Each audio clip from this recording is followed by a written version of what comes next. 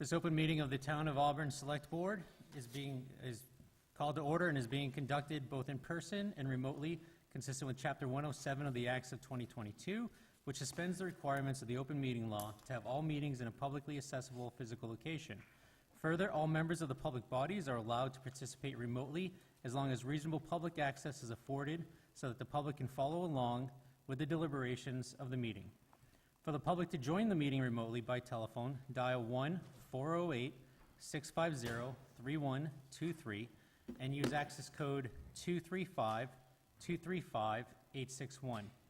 Or the public can join via computer at global.go-to-meeting.com/join/235-235-861.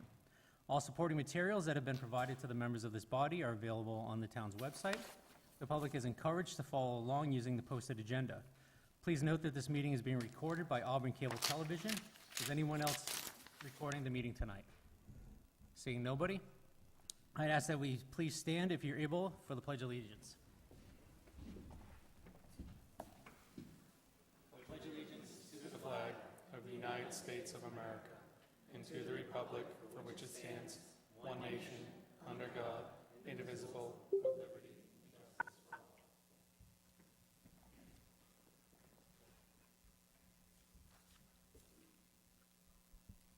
Next item on the agenda is public comment. Is anyone here to make public comments? I understand we don't have a sign-up sheet, but if you can please raise your hand and come to the mic. Mr. Richards?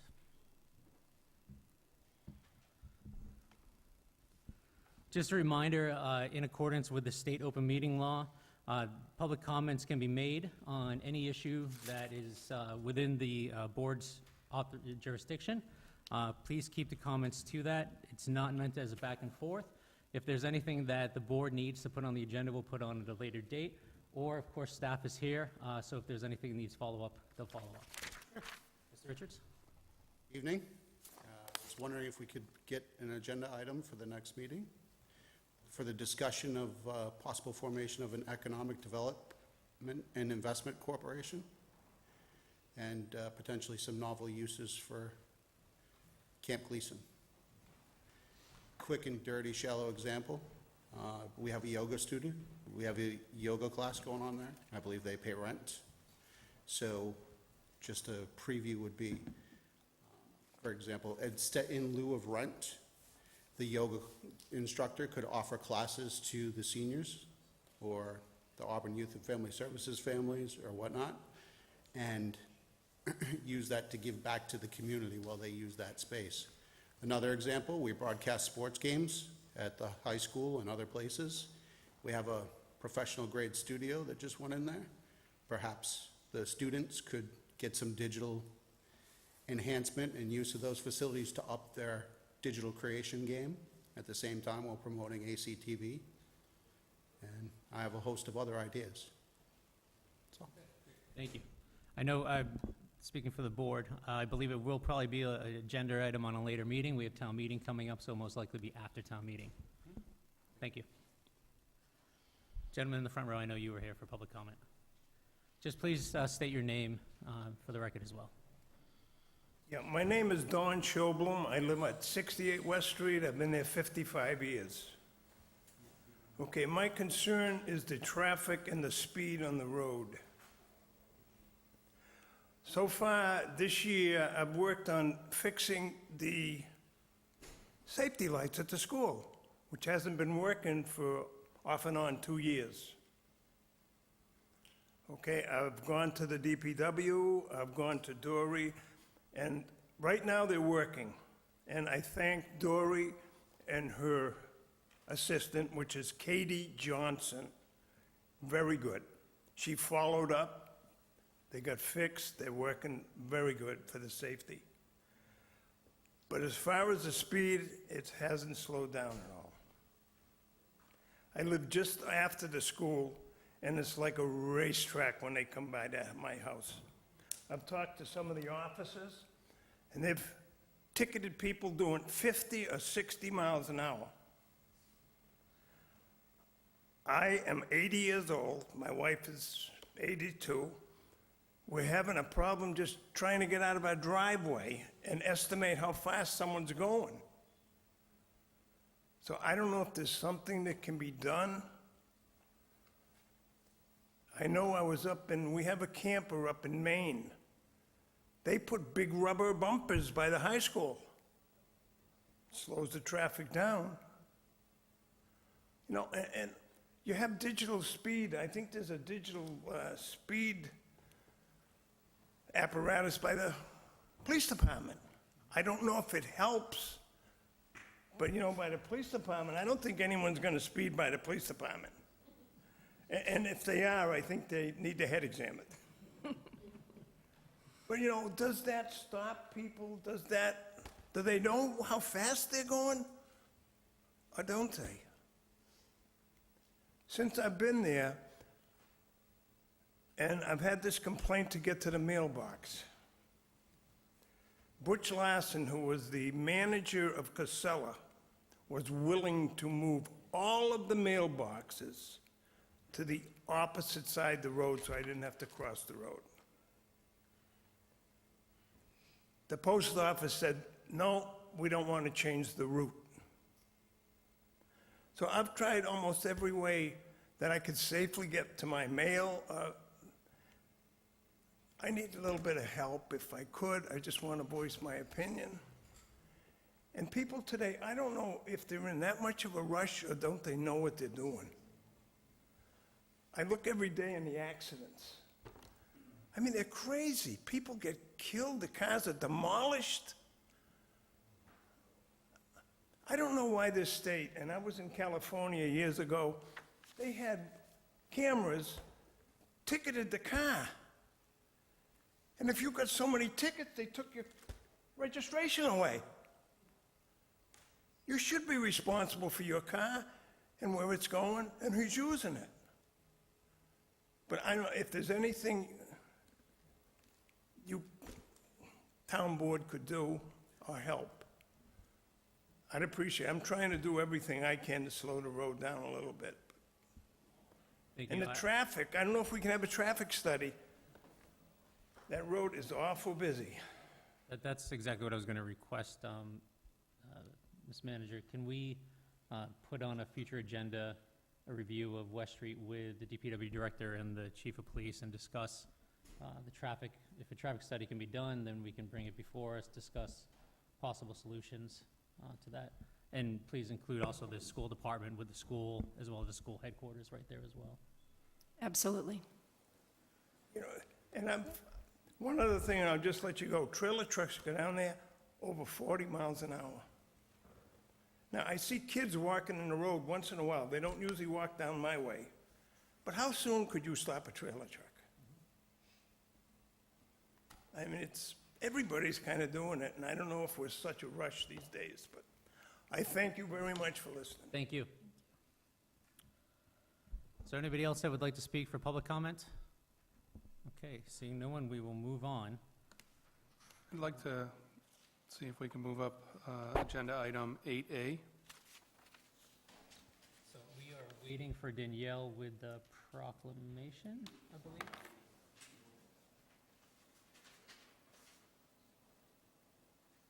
I don't have it, yeah. So we're going to have to hold on that. I apologize. Let's go to the next item, which is a public hearing to lay out Nancy Drive with a possible board vote to refer this layout to the planning board for their recommendation in anticipation of street acceptance at the annual town meeting. Can I please have DPW Director Pagwin join us up here? Thank you. At this time, is there a motion to open the public hearing? So moved. Second. All those in favor? Aye. Chair is an aye, so that's 3-0. Thank you for joining us. This is a public hearing, so I'd like to begin with just a quick update from you. Last time, there was some differences between yourself and Dr. Menard on the proper process, so you can just update us, and then we will ask any questions from the board, and then we'll open it up to the public as well. Thank you. So after the board's last meeting, we looked at the history of what the procedure was for a street acceptance back in the 1970s. And in looking at this road and other roads that were being accepted at the same time, the planning board would recommend the road go to the board, to town meeting for the town meeting to vote whether or not it would go to a layout hearing. And then after that, the planning board would get the layout plans. They would recommend to town meeting whether or not the road would go to street acceptance. So at the time, it would be 2 town meetings and 2 planning board hearings.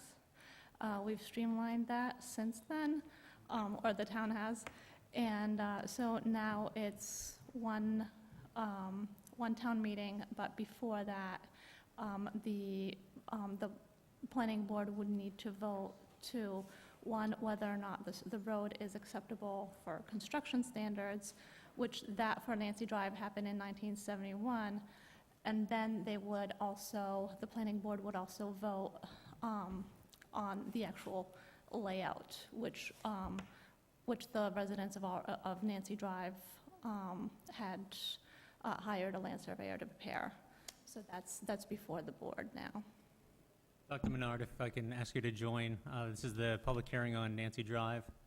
We just got an update. Can you just confirm that the layout plan that we received today via email is satisfactory to your department in terms of what you expect?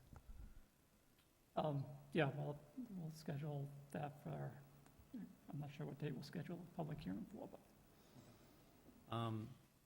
Do the members have any questions? No? No? Okay. Is anyone from the public here for the public hearing on Nancy Drive? Seeing no one, I just have one other question. Oh. Oh.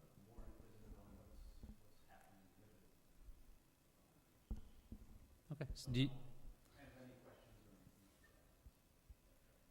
sure. So the Nancy Drive is currently a private way. There was a process in 1971, when it was constructed that at the time the residents started to make it a public way. However, at some point that fell through and it was never actually done.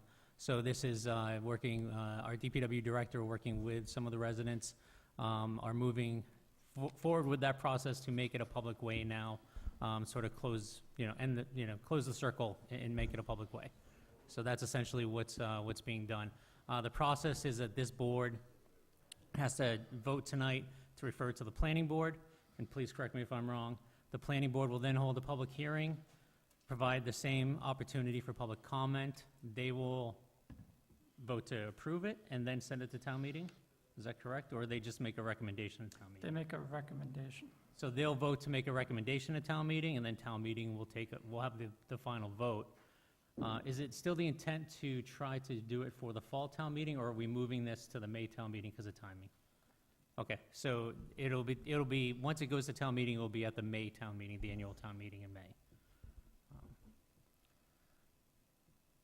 With no other questions, okay. Make a motion to close the public hearing. A second. Motion has been made and seconded. All those in favor? Aye. Opposed? None? Make a motion that we refer the Nancy Drive layout to the planning board for their recommendation and anticipation of street acceptance for the annual town meeting. Second. Motion has been made and seconded. All those in favor? Aye. Aye. Opposed? None? 3-0. Thank you. Thank you very much.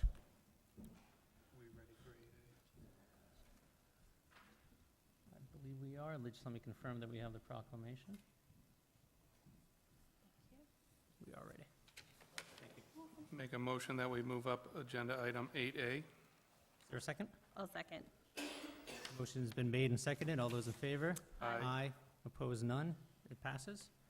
So we are moving up to issue number 8A on the agenda, which is a presentation of a proclamation to recognize J. Lawrence Chicolo for 12 years of service on the Zoning Board of Appeals. I know Mr. Chicolo is in the back. If you can please join us up here.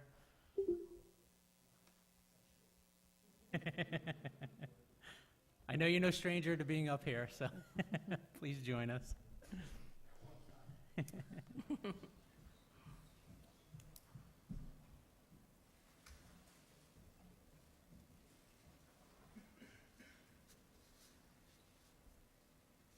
So this proclamation, I'll read it in a minute. I just want to thank both ZBA Chair Bob Tatro as well as Vice Chair Mr. Marin, who is in the back, and on behalf of their members for asking the board to do this and to honor your service for the town.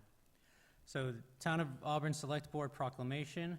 Whereas the Auburn Select Board wishes to recognize individuals for their dedicated service to the town of Auburn and its citizens, and whereas J. Lawrence Chicolo served on the Zoning Board of Appeals for 12 years, beginning in 2013, and whereas J. Lawrence Chicolo took up positions serving on the Zoning Board of Appeals for 12 years, as a town meeting member from Precinct 3 for 6 years, as a constable for 10 years, and on the DPW leaf pile in 2018, and now therefore, we, the Select Board, on behalf of all town employees and the citizens of Auburn, do hereby express our sincere appreciation to J. Lawrence Chicolo for his loyal and distinguished service as a Zoning Board of Appeals member, and thank him for the professionalism and respect he displayed while serving our town residents. Thank you very much for your service, Mr. Chicolo. Thank you.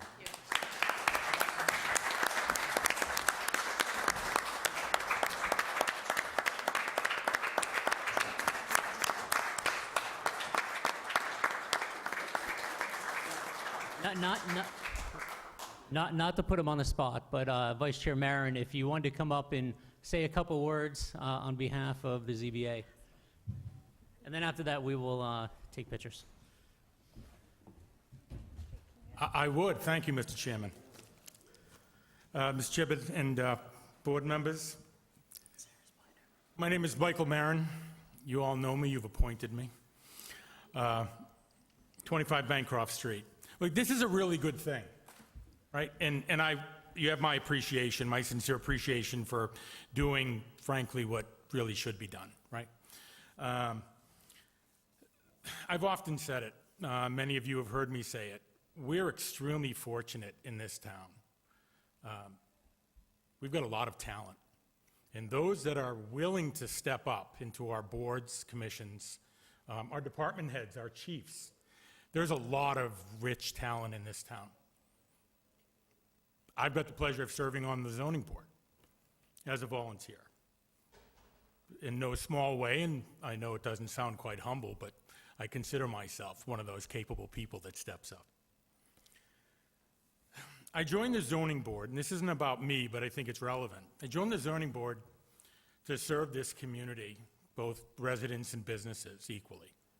But I've got a selfish reason, and I expressed it the night that I first went on my first interview to join the zoning board years ago. And that was to teach my children that those that are capable actually have a responsibility to serve their community. This is the same with Larry Chicolo. Larry's been on the board for a long time. Stepping back was not an easy decision. But we were extremely fortunate to have Larry on the board. Now, no shade to the alternate, Ms. Bush, that stepped up when Larry chose to step back, and now come this February, he gets to stay on his couch, watch football on Thursdays under a blanket. I get it. But you cannot replace a Larry Chicolo. Over the years, Larry taught us how to manage this business, quite frankly. He taught us specifically how to navigate thoughtfully and correctly the variance process, always taking us back to task on what it was and what it wasn't. But most importantly, Larry taught us all to always vote our conscience, always. And that's something that I've always remembered. I met Larry through the zoning board, I guess that many years ago. And obviously, come to find out that he was a dear neighbor. But those of you that have watched my meeting know that I talk, right?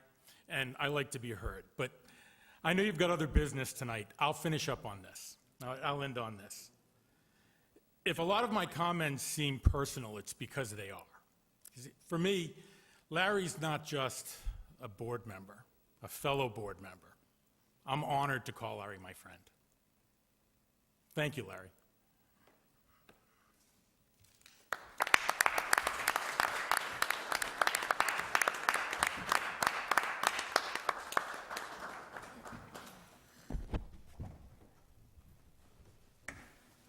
Mike, don't go anywhere. You're joining us for the photo.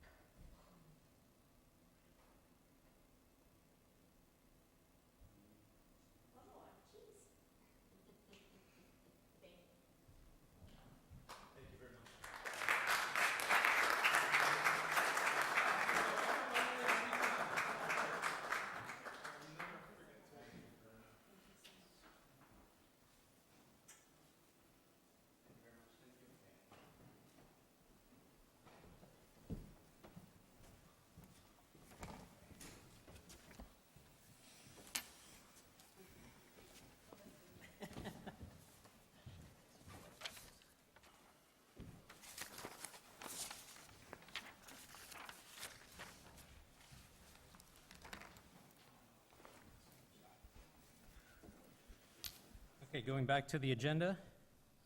Item 5B, public hearing, and possible board vote on common victualler license, indoor entertainment license, and all alcoholic beverage license for Jasmine Culinary Group, doing business as Jasmine Asian Cuisine at 711 Southbridge Street, Auburn, Mass. 01501.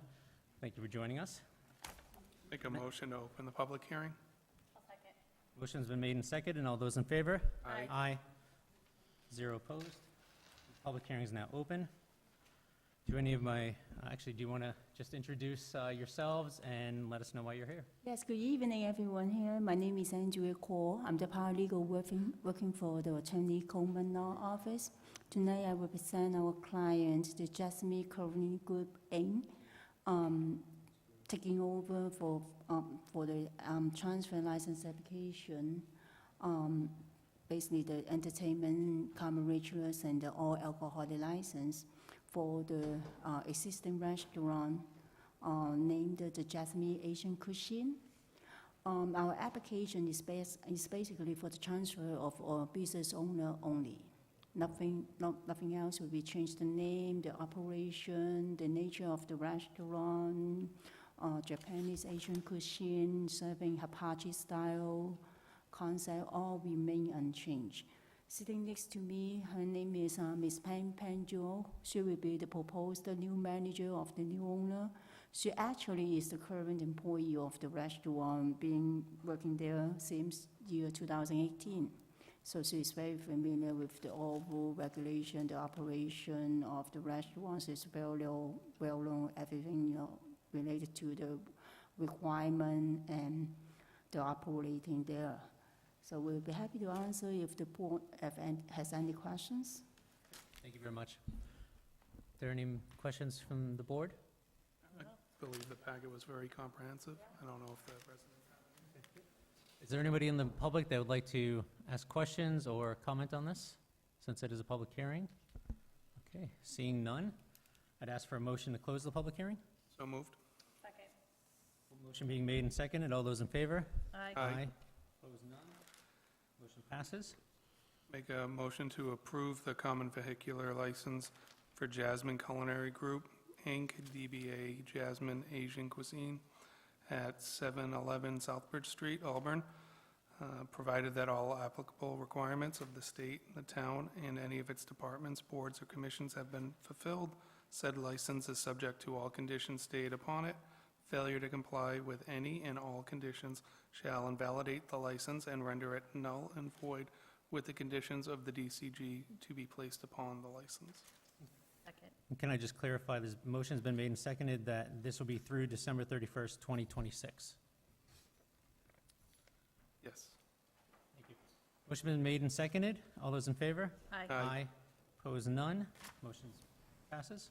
Make a motion to approve the indoor entertainment license for Jasmine Culinary Group, Inc., DBA Jasmine Asian Cuisine at 711 Southbridge Street in Auburn, Mass., provided that all applicable requirements of the state, town, and any of its departments, boards, and commissions have been fulfilled. Said license is subject to all conditions stated upon it. Failure to comply with any of the conditions shall invalidate the license and render it null and void with the conditions of DCG to be placed on the license. Second. Motion's been made and seconded, and I'd just like to clarify that the intent is that this is through December 31st, 2026. Okay. All those in favor? Aye. Aye.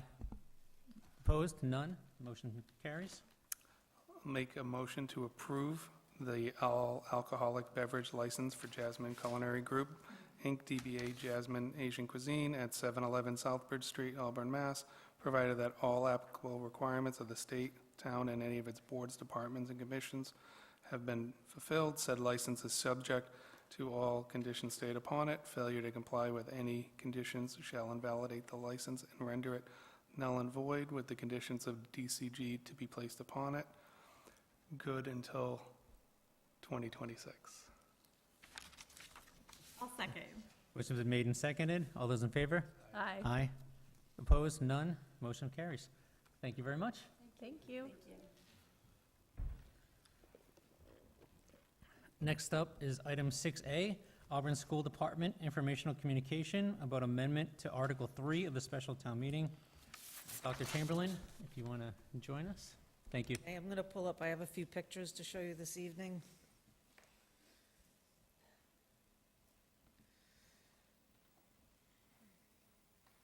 Okay. You may remember I was here several weeks ago talking about a situation at Swanson Road with the parking lot and a drainage situation. I am here this evening with Mrs. Stanek, my business manager, and Mr. Gregoire, my director of facilities, in case you have any questions. So at the time, we felt there had been a leak in a pipe that was part of a chamber that provides the drainage for the parking lot. And at the time, the engineers felt like this was a contained situation. Well, like all good construction projects, that did not turn out to be the case, unfortunately. So I bring to you tonight just a few pictures to show you.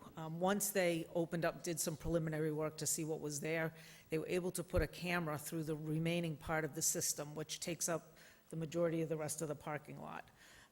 You'll see there are some holes at the top. It's a little hard to see in this one. There were a number of these holes that they used to access to look in there sometime. There were too many of them placed along this pipe. You'll also see on this sidewall where the rocks are coming through, that's not how it's supposed to be. That's supposed to be a solid pipe. Again, that's one of the holes that's at the top of the pipe. Another area where this section of chamber has been compromised by the rocks outside it. And this is difficult to see, but along the base, right here, you can see some hairline cracks that run along the bottom of this. So it is the recommendation of the engineer that's working on the project that this be immediately corrected. While there is no evidence on the pavement above it that this system is failing right now, they believe that eventually it will, and this poses a liability for us to not make the correction at this time.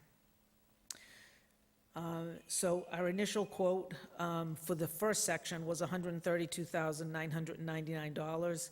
The additional section to be fixed is an additional $155,400 for a total of $288,399. And so we've been working with Dory and with Ms. Harnois around funding opportunities for this. And so we will be amending our article for the funding for this to hopefully use some funding that was left that we were, quite frankly, I was unaware of, from the middle school building project, which is $265,553, and then some additional HVAC money that's in CIP for Swanson Road in the amount of $34,446. We do anticipate coming in under $300,000, but there may be some additional money needed for backfill and the like and that kind of thing. We continue to explore insurance opportunities for this to recoup some of this money. We don't have good answers on that yet, And Mr. Gregoire's been looking into warranty. We looked at, there was an extended warranty, if you can believe it, on the pavement, but that has since expired. So we seem to be just outside the window where this, we could have recouped some of this, but when all is said and done, we hope that there can be some urgency around this project because winter's coming. And we're going to get to a point that we're not going to be able to pave because of the winter, and then we can't effectively plow for the safety of the people who need that. So right now, the folks that park there are parking along the kickball field, which is in the back, which obviously is not a great thing to maintain in the winter. And our other option for parking for Swanson Road employees is on the far end of the Bryn Mawr field. There's a gate entry there. But again, that's very difficult to maintain in rough winter weather because it is, it's not a paved surface. So we are hoping to move pretty expeditiously if we can. But if you have any questions for me or for Mr. Gregoire or Mrs. Stanek, we'd be happy to answer them. Are there any questions? So it looks like a lot of exploratory work has been done there, and not that anyone can hold anyone to it, but we're pretty confident this is going to resolve the known issues. And This is basically replacing the whole system in that parking lot for drainage. So yes, it should resolve. There aren't any remaining sections that won't be done once this is complete. thank you. I just have one question for the administration. Based on their urgency and need to get this done before winter time, is the school department, upon a positive vote of town meeting, able to mobilize right away and get the work done? Through the chair, yes, they are. I have spoken quite a bit with Dr. Chamberlain. There are crews that are available. I do believe it's still, well, it's closed, but it's not secure. It's secure as in the fencing, but not necessarily the ground. They're ready to start working. They are doing some preliminary work already to try to make sure that it doesn't get any worse, but they are ready to go as soon as town meeting votes. Great, thank you. There's no other questions? We're all set. Thank you, Dr. Chamberlain, for the update.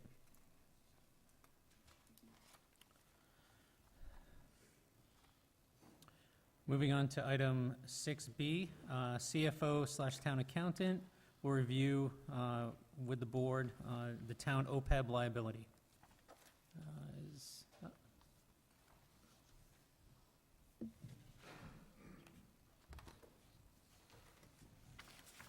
Thank you for joining us. Good evening.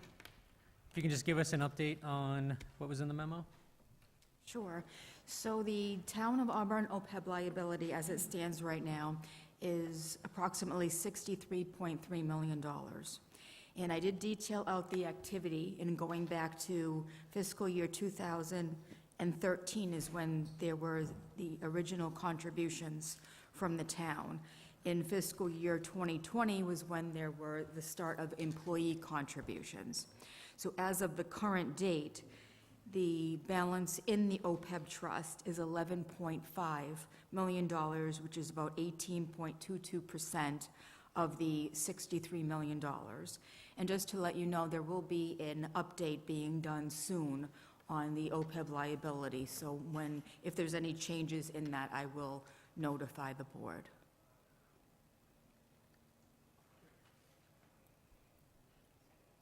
Did you want to, so the memo also included information on various warrant articles. Do you want to take that up now? I don't see that anywhere else on our agenda later on. We do. We have it over here. Oh, it's under, okay. See. It's under warrant article reviews. Do we want to allow the CFO to provide information now, or do you want to I'm happy make her wait and come back? I would like to take it now. Okay, great. So why don't you provide updates on Article 3, Article 11, Article 12, and Article 24? Okay. That's also in Okay, your if I memo. just go grab the rest of my... Absolutely, of course. Thank I don't think we're going to vote yet. I think we're Okay. just going to listen to an update. Sounds good. Only because there's a lot of other warrant articles that are going to be up for a vote at that point. Sure.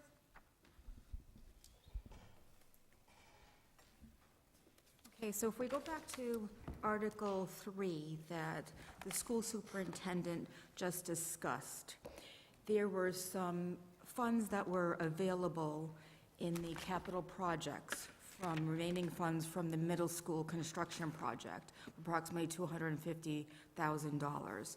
So there's a recommendation for that article to use those funds along with some of the capital projects from the air quality in order to make up the $300,000. Is there any questions on that? Hearing none? Nope.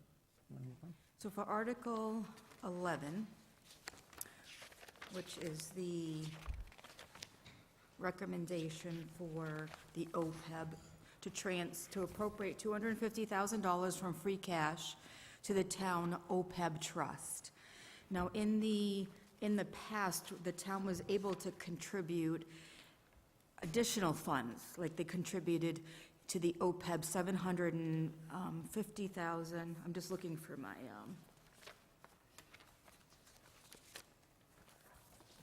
notes.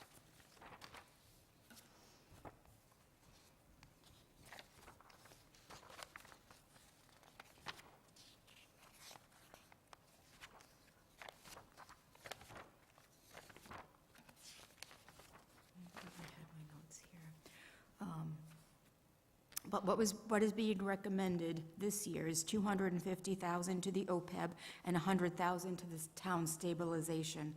Now, due to a decrease in the increase in the free cash, if that makes any sense, the town's policy is to use up to 50% of the increase in the free cash. But because the revenue is being budgeted closer because the times are getting tough with the state aid, there isn't as much free cash as there has been in prior years. So that's why the recommendation has come down from previous years to the $250,000 in the OPEB and $100,000 in the town stabilization. Chair, yeah, so you said there's a $63.3 million in liability, about $11.5 million in the trust. Is there a ratio that we cannot exceed our liabilities to what's in there that will negatively impact us? And if so, what is that number?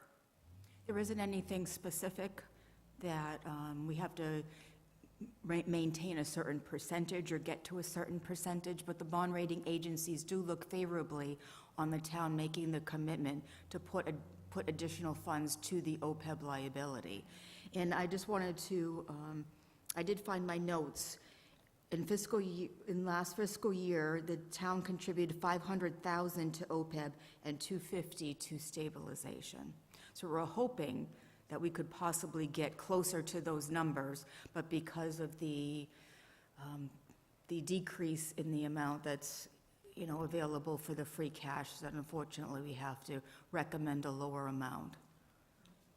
Not against the recommendation at this time. I just want to make sure that we're not hurting ourselves for the future. So if there's nothing holding us to a guideline, then we need to do what's right for the times, but I don't want to increase the liability going forward, so as long as we still have that commitment, I think we're good. Do you have any questions? So I guess I have a question and a comment and then a question. For Article 11, which is the OPEB, and then Article 12, which is the stabilization. I know in the past, we put more in both in order to, but right now, because there is a lower increase in the amount of free cash available, based on the financial advisors, we're recommending $250,000 go into OPEB and $100,000 go into stabilization. And the financial advisors, of course, recommended that because OPEB is a liability on our books. My question is, did we think about, and I respect their opinion, did we think about flipping the amounts and putting more into stabilization than OPEBs? And the reason why I ask this question is stabilization is kind of like a rainy day fund, where when big things happen or that are unexpected, we can use stabilization to step in and use that money to offset any costs. We know from a recent study that was released by the MMA that there's a fiscal cliff coming for municipalities with respect to a loss of federal aid an increasing amount of loss for state aid. And obviously, we have, just locally, we have the issue with culverts on Water Street. We know that we have pending work for dams. We know we have, requests by residents to be doing more for infrastructure, roads, sidewalks, et cetera. We have, the unfortunate situation at the Swiss school that we just heard about. And, these things are all, piling up. And I don't think that the CIP, nor the taxpayers, quite frankly, and, the 2.5 are going to be able to foot those bills when they come due. And it's something that we are going to look to free cash and stabilization to help offset. So we do not have to keep going back to the taxpayers at 2.5% year in, and time again. So have we thought about putting more in stabilization for a rainy day fund, given that all these indicators are that a storm is coming? Yes, and we did discuss that. We've had some back and forth about that. Just to give you an idea, right now, the stabilization fund has a $4.6 million balance. So adding the 100,000 to that would be bringing it up to about 4.7 million. So we felt that that was a healthy balance that's in the stabilization at this point. So since both of those amounts needed to decrease, that we wanted to still recommend about half the amount going into the OPEB, because that is looked upon slightly more favorably by the rating agencies. But we understand exactly what you're saying, and that's why we looked at it very carefully as what we have for our balances. Okay. I guess I would just ask that we take, before town meeting, we take another look at that. I'm just going back to the warrant article that I believe is getting pulled now for, 1.5 million to set aside for West Street alone. That's a quarter of that stabilization. So again, the order of magnitude on these projects is going to be very large. And while I respect 4.6 seems like a healthy amount, I think we're going to find out it's not healthy enough. So I would just ask that you look at these numbers again. I know it's under the jurisdiction of town meeting to ultimately make these votes.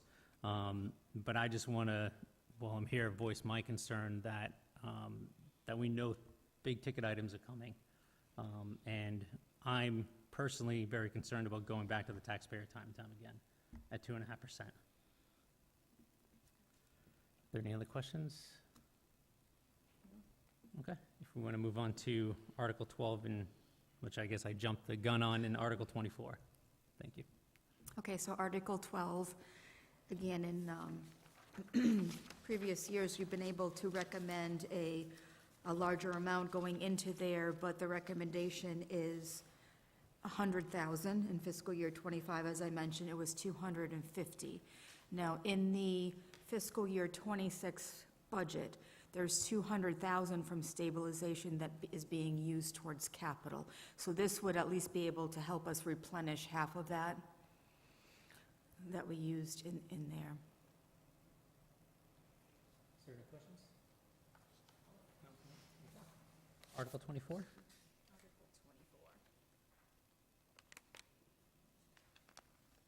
So we did have some additional discussion about Article 24 because it was mentioned at the prior Select Board meeting about possibly using free cash instead of the repurpose of the authorization.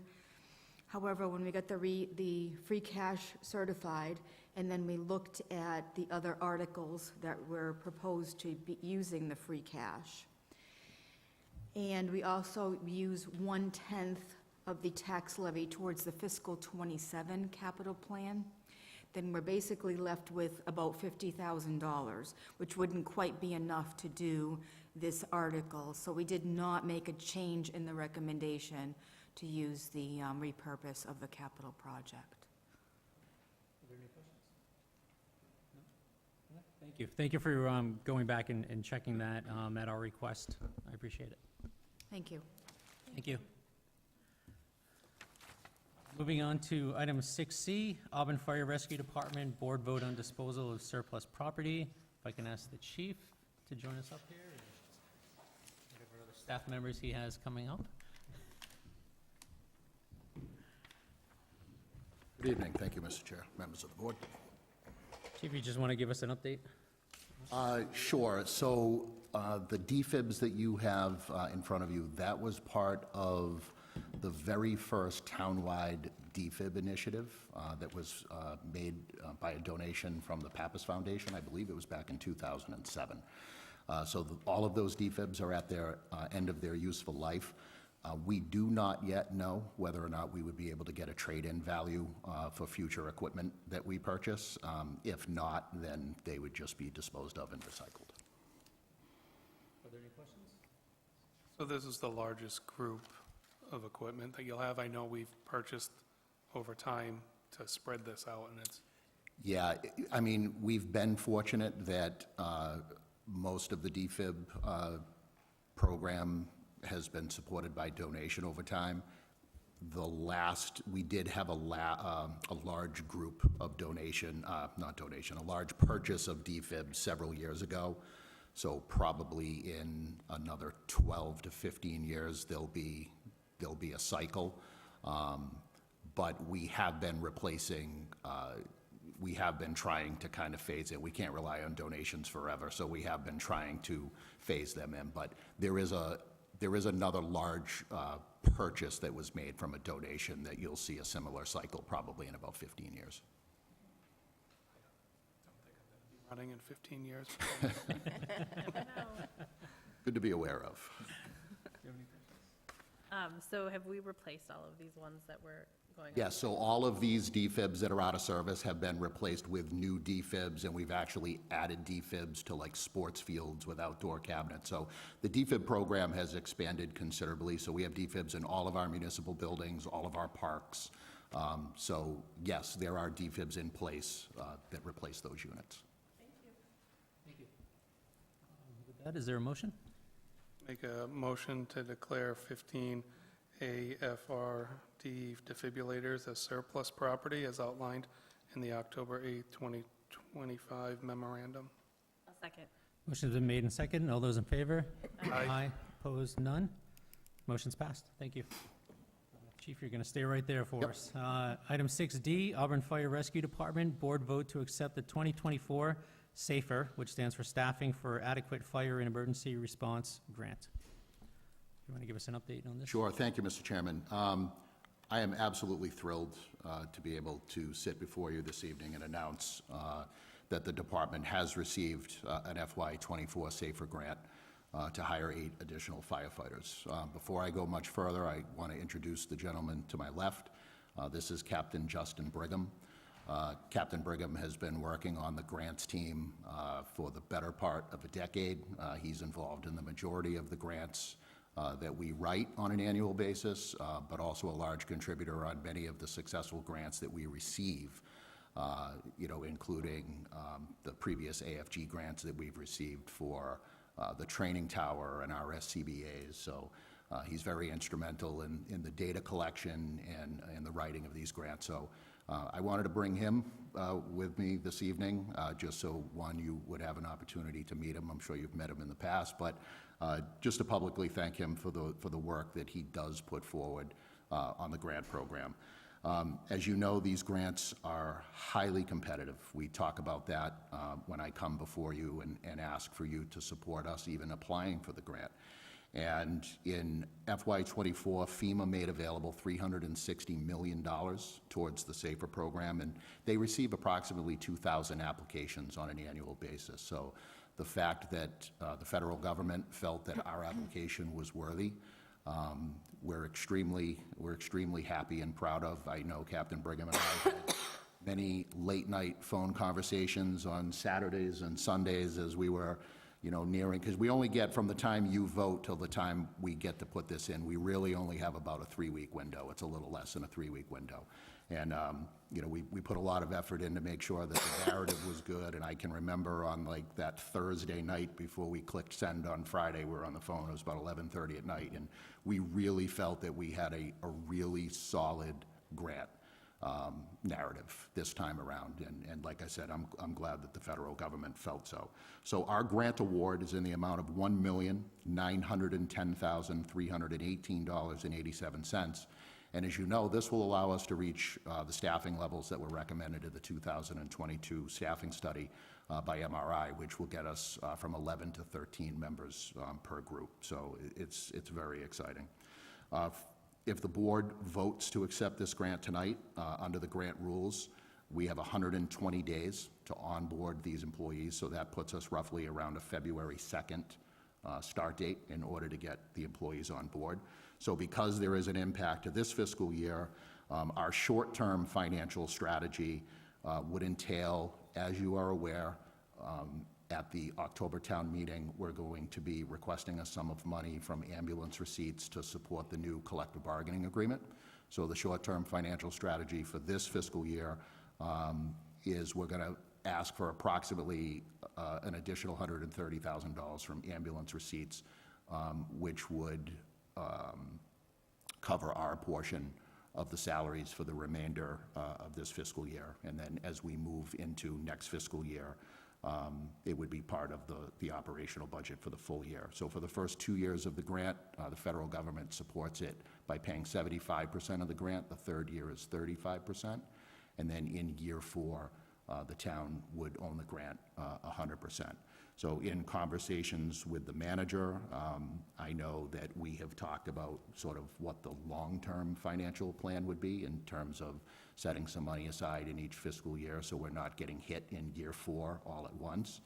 But also as a reminder, with the move to go to regional dispatch, this is going to free up, and by the time year 4 hits, we will be in the regional dispatch setting, and this will free up a considerable amount of money from the dispatch money to help support this as well.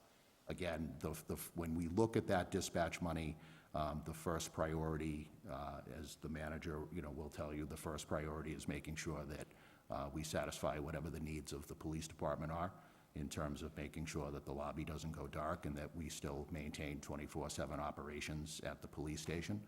And then, there's, I think, some wiggle room for some other things that the manager wants to address. And again, conservatively, that's still going to leave somewhere around $700,000+ that could be contributed to this in year 4. So I think we do have a plan in order to make sure that we're not hit all at once in that year 4. So again, I'm very, very thrilled. As again, this is a highly competitive grant, and the fact that we're able to bring this news to you is very exciting for us. So thank you. Thank you. Captain Brigham, not necessary, but if you want to add anything, feel free. No, we appreciate the support from the board, Mr. Chair. I really do. This is very important for us. So your support, one of the things we were able to add to this grant application was the MRI study, and that was a big part of what I think maybe got us over the tip of the iceberg, so to speak. So, your support in that and your support in this grant I'm very grateful. We're very grateful. I just want to add, Mr. Chair, I concur with Captain Brigham after we talked about this. And again, we knew we had a very strong narrative going in, but I think that there were 2 things that really kind of put it over the top for us, and the board deserves a lot of credit for this. And those 2 things was, 1, initially supporting the staffing study to be completed back in 2022. And second, the contributions that the board has made since the study to add firefighters to the department. I think that when FEMA is looking at who they're awarding money to, they want to award money to communities that have a proven track record that they're taking staffing within their fire department seriously. And the fact that the town had a study to lean on to say this is the goal that we're trying to achieve, and the fact that these 8 positions will get us to the goal. But I also think the 8 positions since 2022 that the board has supported demonstrates a level of commitment that the town is working towards that goal.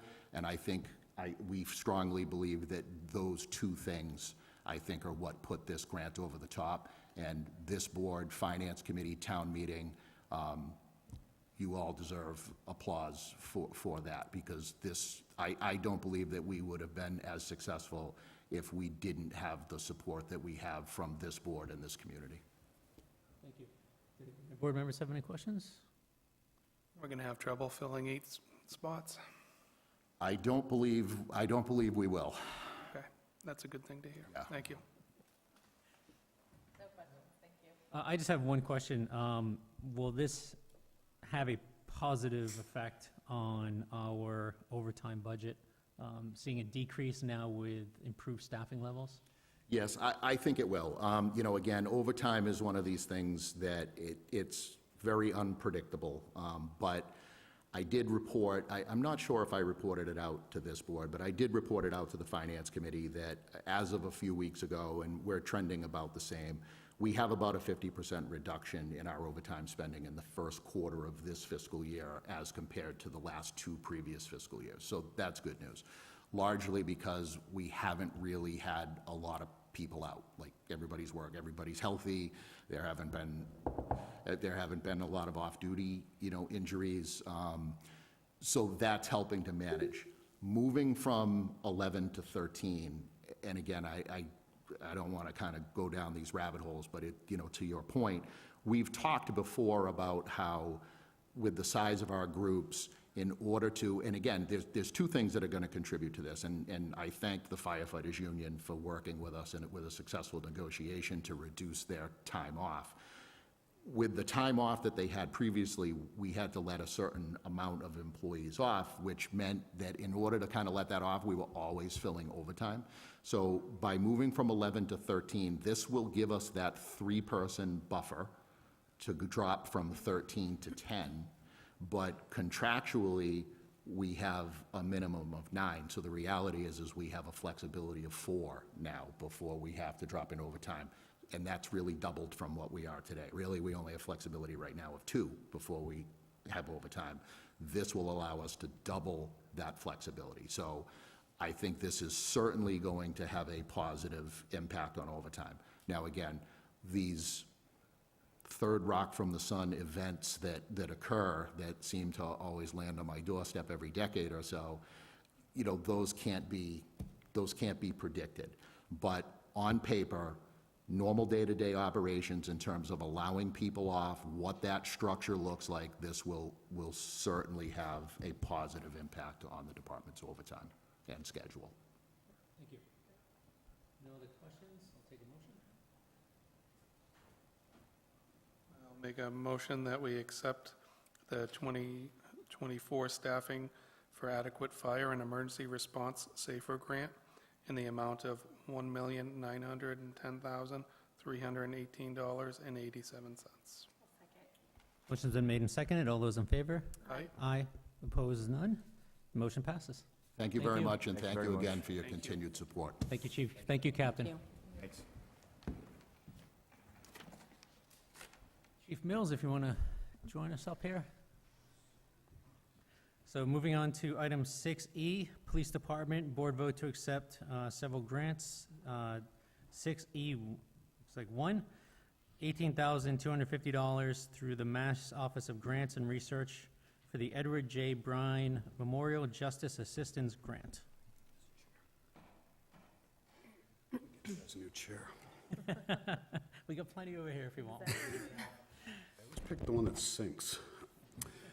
So, yeah, taking them in order, the burn grant it's, as I spoke with the manager earlier, it's actually named after a murdered New York City police officer, and it's historically been used for equipment needs, and it's a pass-through that comes out of the federal government and then down to the state, and EOPS, the Executive Office of Public Safety and Security, are the body that's responsible for that.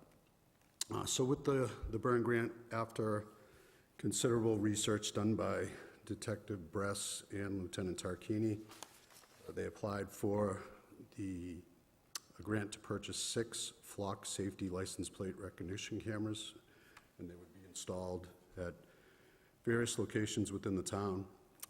The cameras capture vehicle description through basically license plate reading. Years ago, when I was in charge of the detective unit, I had always wanted to build out like a town-wide camera system so that we could build concentric rings of, security around those areas where we have the most activity and the most, quite frankly, crime. So this is one component and one start to, or it is the start of that program. We already have license plate readers with both of our traffic unit vehicles. So those are mobile platforms. These would be stationary, and they'd be mounted on town-owned property or town-owned poles, or poles that would be installed on town property. Any questions? It says that there's a recurring subscription cost. I assume that's for the data retention. Correct. So similar to the body camera program, which we also got a grant for a couple years back. We obtained approximately $94,000 in equipment, and there's approximately a $33,000 annual cost. As far as the flock cameras go, it's approximately $3,000 per camera per year, and that includes replacement and/or upgrade if they change their platform. It also gives us access to their entire network.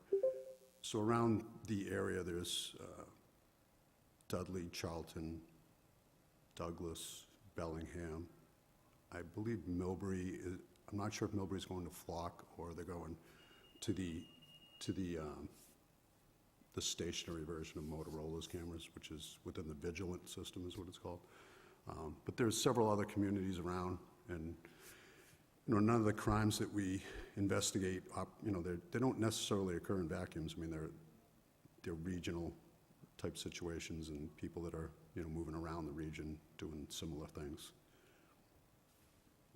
Thank you. Sure. Chief, I had asked this question earlier to the town manager. I'm not sure if she was able to convey it to you.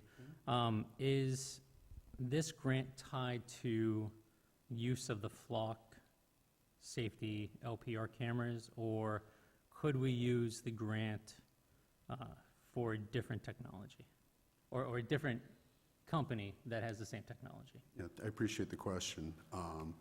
They specifically had researched all the various availabilities of various systems, rather, and they settled on Flock, and that's what they wrote into the grant, was actually the Flock system.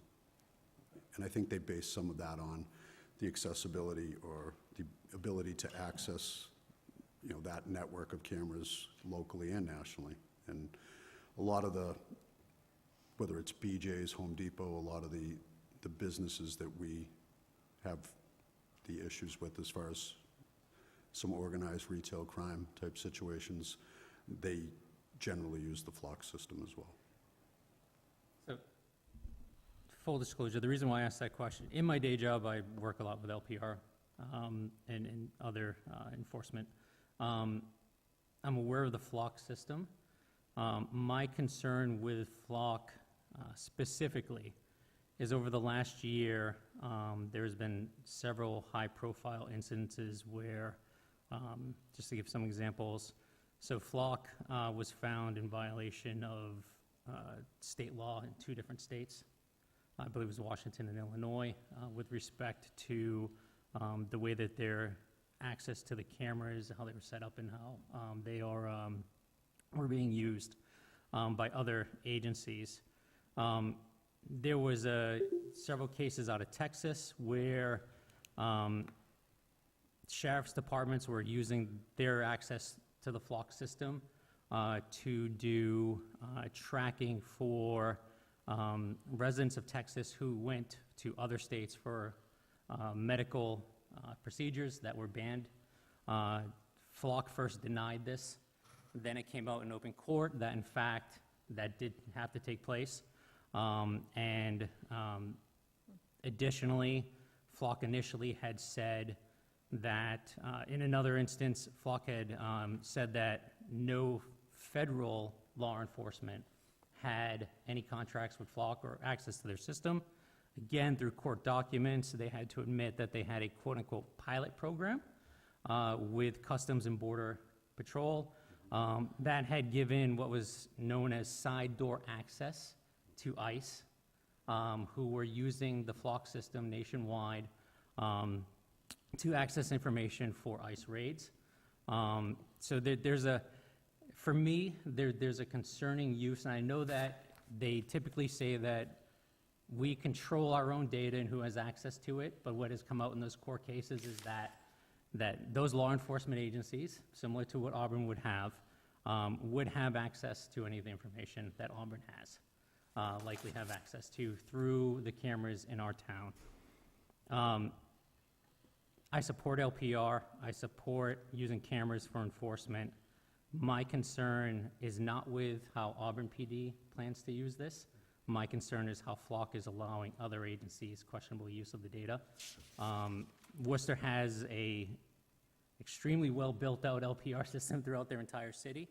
It is a closed network where all the information is stored on their drives. They have policies in place on who can access the data, where those requests come from. My concern is that we're going down this route without those policies in place and with a company who has a questionable background.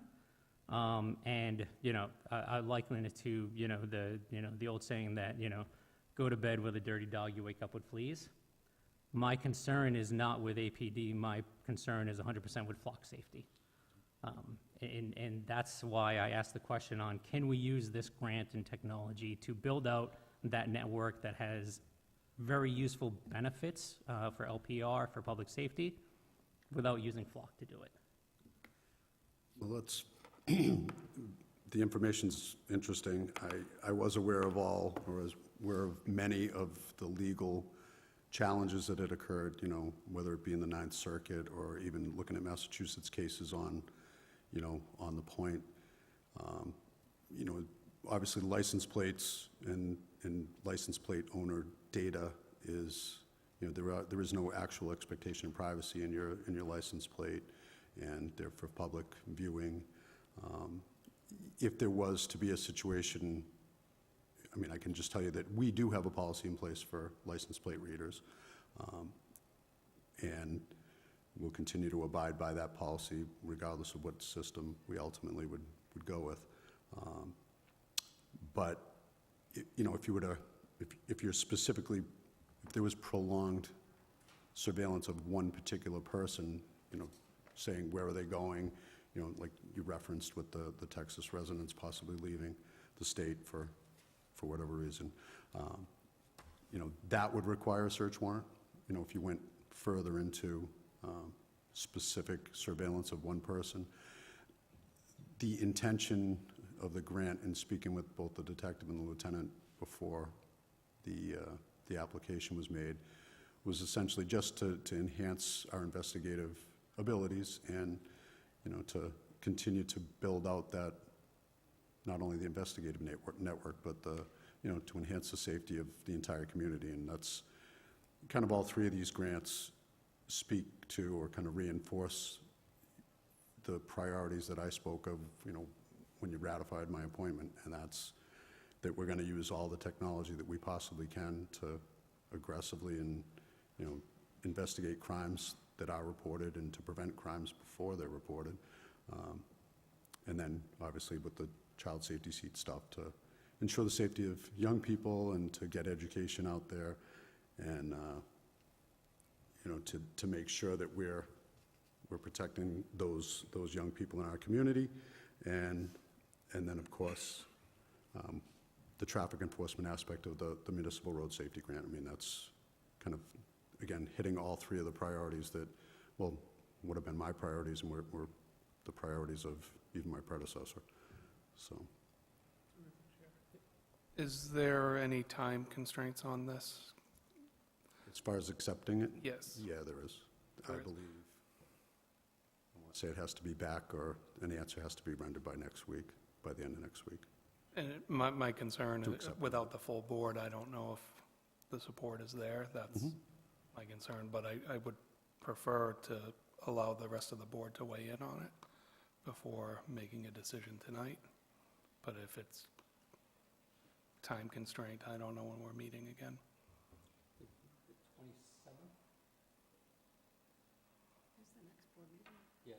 the Monday before town meeting. Right. Is our next regular meeting. When do you need a response by? I believe it's next Friday. 24th. I would have to look. But I think it's next Friday. Yeah, I mean, like I said, I support the technology. I support APD using the technology. I just don't support us partnering with this company, given their history.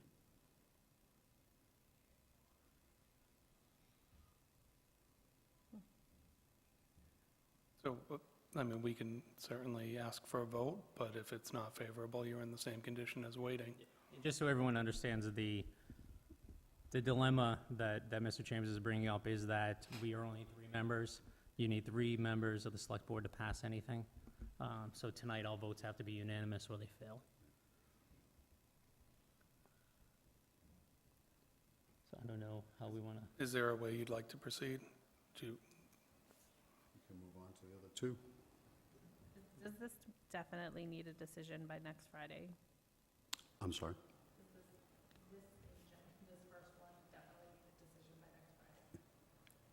Yes, we have to return all the, like, the standardized contracts by the end of next week. Can we see if the rest of the board is available for another day? I would hate to lose out on this if there was support from from enough of the board. Anybody?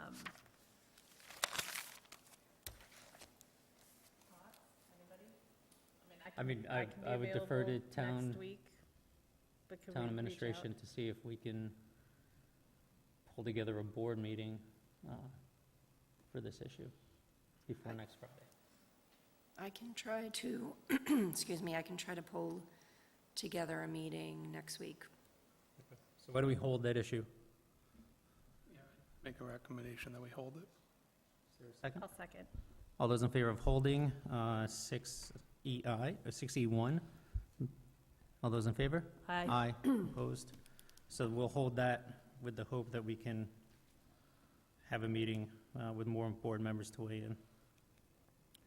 Moving on to 6E2, grant $26,299 through the Mass Executive Office of Safety and Security, EOPS, for the Municipal Road Safety Grant.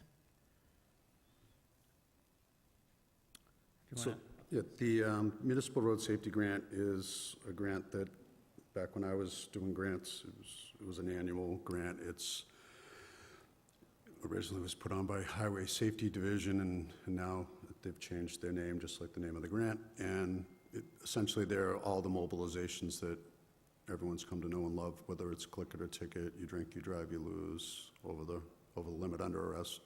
So they're basically mobilization,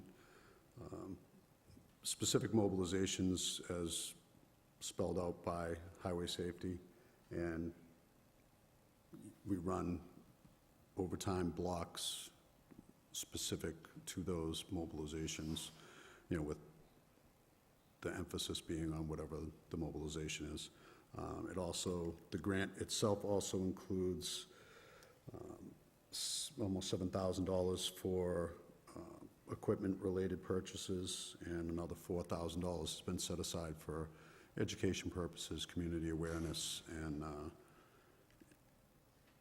there's a school presentation on distracted and impaired driving, and as well as a car seat safety campaign scheduled for next September, next fall. Any questions? One, I just want to thank you for putting this forward.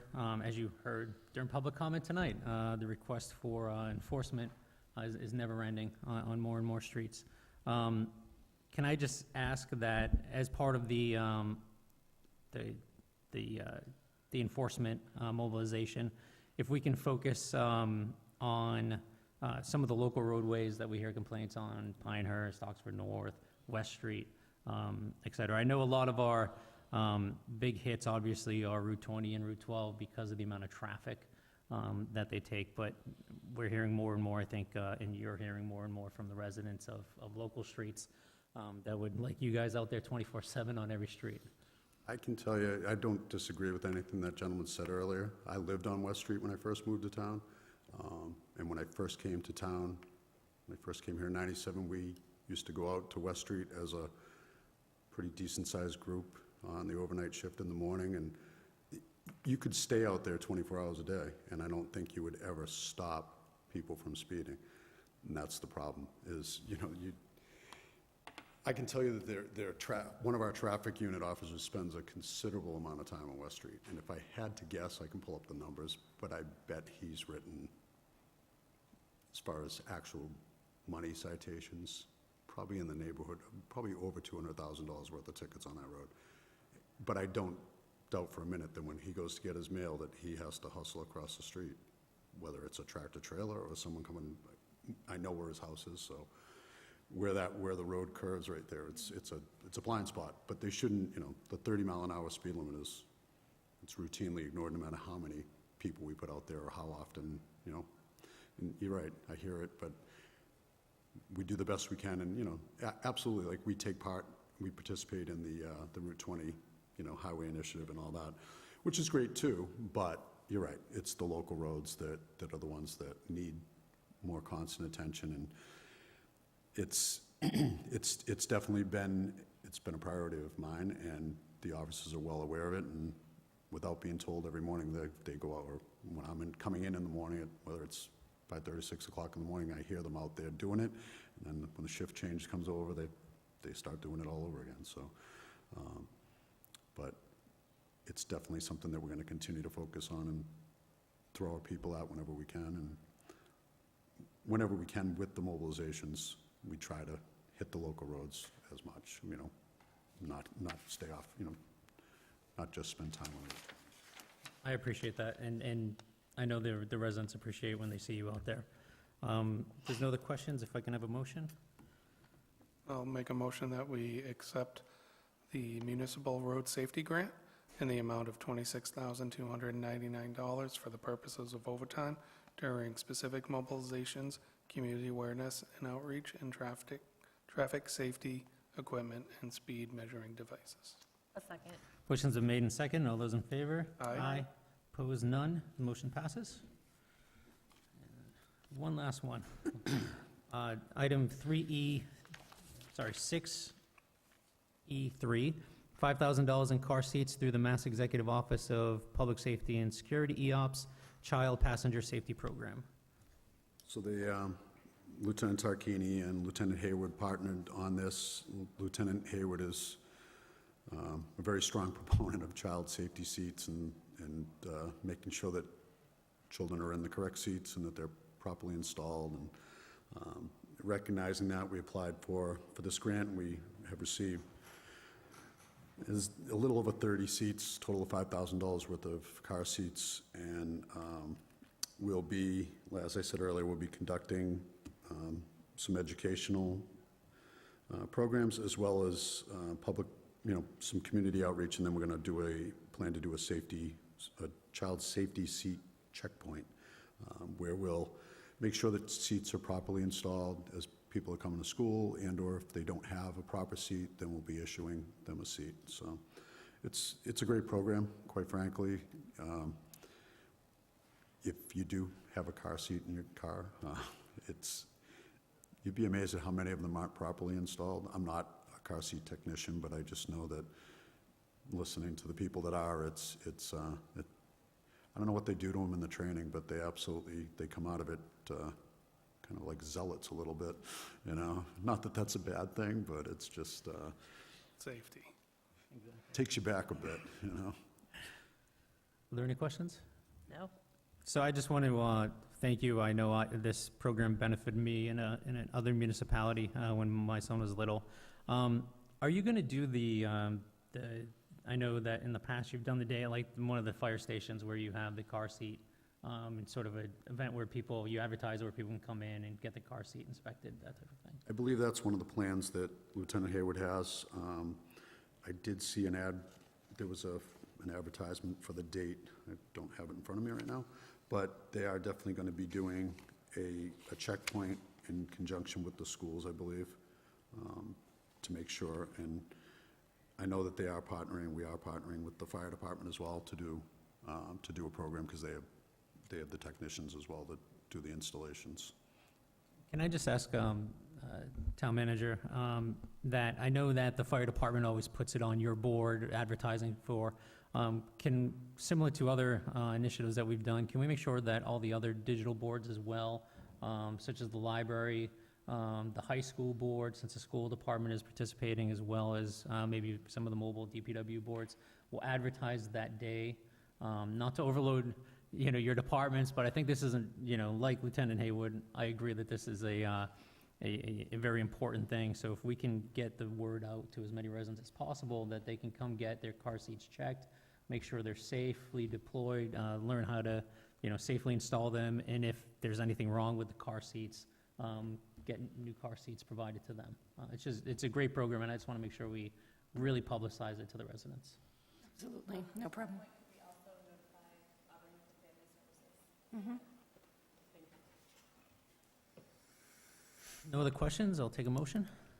Make a motion to accept the 30-plus car seats valued at $5,000 through the Mass Executive Office of Public Safety and Security's Child Passenger Safety Program for the purposes of distribution to families in need. Second. Motion's been made and seconded, and all those in favor say aye. Aye. Opposed, none. Motion passes. Thank you, Chief. Thank you. Thank you. Moving on, item 7, communications, there is none. Item 8, select board general items, we've already handled A. B, gift acceptance in accordance with Mass General Law, Chapter 44, Section 53A. B1 is board vote to accept $50 from Roger H. Sachs to the Auburn Fire Rescue Department for the Fire Department gift account. Do I have a motion? I'll make a motion that we accept the gift of $50 from Roger H. Sack to the Fire Department Fire Rescue Department for Fire Department gift account. I'll second. Motion's been made and seconded. All those in favor say aye. Aye. Opposed, none. The motion passes. Item 8B2, board vote to accept $4,800 from Stephen J. Chambers to the town of Auburn for tree planting. I just want to note that Mr. Chambers will not be able to vote on this, and since we are only 2 members, that's not a quorum, so this will be held over to our next meeting. However, I do want to take the opportunity to thank Mr. Chambers for his very generous donation of the $4,800, and my understanding is that this is to offset the cost of the new cherry tree, as well as the new Christmas tree or holiday tree, depending on how we're referring to it, at Goddard Park. That is correct. Part of this donation will go towards the payment of the cherry tree that has recently been purchased and installed in the Goddard Memorial Park, which is part of Goddard's history. So we recently did that, and unfortunately, our holiday tree has had some health problems, and we have to replace it. So last week, we were able to get in a new holiday tree as well. When I notified the Board of Selectmen that we were doing these updates, Steve Chambers came in and made the donation. Thank you. Thank you. So we will hold this until the next meeting. Yes. Thank you. Item 8C, review, discussion, and vote recommendations for the October 28th, 2025 special town meeting warrant articles 3, 11, 12, 16, 17, 18, and 24 to either recommend approval, not recommend approval, defer to the petitioner, or take no position at this time. Again, we do have the October 27th meeting as a sort of a last meeting opportunity in order to make any decisions if we don't make them tonight. So I would love to hold it and have more members present so we can hear their feedback. I know not all items were held for the members that aren't here, but some of them were. okay, so you're making a motion to hold all of these votes until the October 27th, 2025 meeting. It's not a motion yet. Okay. I want to have the discussion and see how you guys feel, but I will tell you, I would like to have more members present for that discussion. I actually agree with Mr. Chambers. I think that it would benefit to have the full board. And I will make that motion, that we hold these until Be- the Before, October. before you make that motion, I just want to say that I concur as well. So thank you for making that suggestion. So, So, yes, so we'll hold these until October 27th meeting. Second. motion's been made in second. All those in favor, say aye. Aye. Aye. Opposed? None. Motion passes. Item 9, town manager items. There's no items. Item 10, September 22nd, 2025 meeting minutes. I would ask that we hold these as well. I know Mr. Carpenter likes to review these specifically, so I'd ask that we motion to hold these. In fairness, Mr. Carpenter was not at this meeting, Okay. Wow. so I don't know that we need to hold them for his review. Okay. Just a thought. I have no issues with accepting them. Okay. Then we will, I'll take a motion to accept. I'll make a motion to accept the meeting minutes as read. Okay. All those in favor? Aye. Opposed, none. Motion carries. Item 11, member items, no items. We are back to the second public comment. Are there? Okay, so Director Coyle, if you want to come up. You can join us here or you can be at the podium, your choice. I see skepticism on either choice here.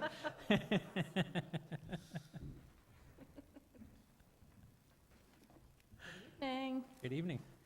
Thank you so much. I would like to introduce our new animal control officer and animal inspector, Ms. Tanya Corbo. We have something fun for you to know in the spirit of Halloween and fall. Tanya has come up with an awesome idea to have a pet parade. So we are going to try a fun pet parade. It is going to be Wednesday, October 29th, and it's going to be held at Pappas Complex from 5 to 7. We are really trying to highlight the Goddard celebration that we have coming in March, and so it's a costume parade for pets, and why wouldn't that be fun? Anybody can dress up their pets in astronaut themes, right, Tanya? Yes. Rockets, anything like that, but honestly, just to come out and have like a family night. I know we have trick-or-treating on Friday, but this gives everybody a chance to have another family night that week and come out on Wednesday, 5 to 9 at Pappas Complex. So we appreciate you letting us announce this. Tanya, would you like to say a couple words, introduce yourself? Hi, Tanya Corbo. We would like it if you all come out, pets or no pets, just kind of a way to interact with the community, kind of get animal control out there, more visible, accessible, say hi, get to know everybody. So I think it's a great start, and I hope to have a lot more of these events. Thank you. Sure. Welcome to Auburn. If I may, are there guidelines on types of pets and how they should be brought? And again, I know this town doesn't have a great history with animals. We tend to beat the stuff to get up at town meeting. So I just want to make sure like there's acceptable guidelines and like people follow them. Just we have the town leash law, so obviously pets are on leashes. If you want to bring your cat on a leash, you want to bring your chicken on a leash, totally fine. Just follow the leash law and, be respectful of everybody's space and just kind of like going out in public for walking, dog park, typical thing. It's just have your pet on a leash. I love the idea. I hope no one ruins it for everyone else or. As a proud Chihuahua and Papillon Chihuahua mix, and I'm sure my wife is going to look forward to this and dressing them up in their costumes and bringing them. Similar to the car seat, is it possible to publicize this as well? Absolutely. Thank you. Thank you so much. Thank you. Thank you. Thank you. Was there anyone else signed up for second round of public comment? No, I'm going to ask, so it's all staff, but if anybody wants to come up for a second public comment, feel free. And they are all saying no. With that, I will take a motion. Motion to adjourn? I'll Do I have a second. All those in favor, say aye. Aye. Opposed, none? We are adjourned.